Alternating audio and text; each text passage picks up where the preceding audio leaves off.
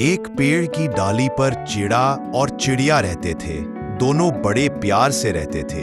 एक दिन चिड़िया उदास होकर बोली, किसी दिन तुम मुझे छोड़कर कहीं उड़ तो नहीं जाओगे ना? चिड़ा बोला, अगर मैं उड़ जाऊं तो तुम मुझे पकड़ लेना। चिड़िया बोली, मैं तुम्हें पकड़ तो सकती हूं, मगर फिर पा तो नहीं सकती ना।